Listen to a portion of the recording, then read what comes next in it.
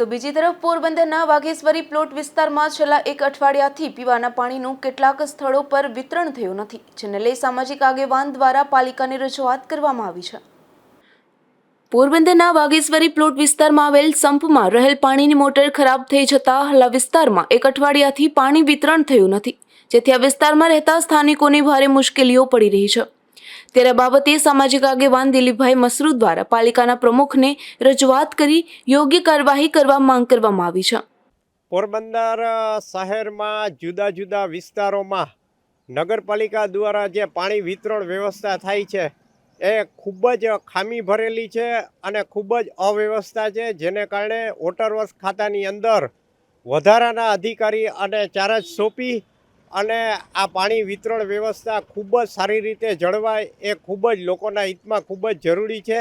ઉનાળાની ધીમે ધીમે શરૂઆત થઈ રહી છે, ત્યારે પ્રમુખશ્રી દ્વારા આ બાબતની યોગ્ય દરકાર લઈ અને પોરબંદર શહેરના જુદા જુદા વિસ્તારોમાં જે પાણી વિતરણ વ્યવસ્થા છે એ સઘન બનવી જોઈએ અને વધારાના અધિકારીને ચાર્જ સોંપવાથી આ વ્યવસ્થા ખૂબ જ સરળ બનશે, જેથી વહેલી તકે આ બાબતની યોગ્ય વ્યવસ્થા થાય એ લોકોના હિતમાં ખૂબ જ જરૂરી છે।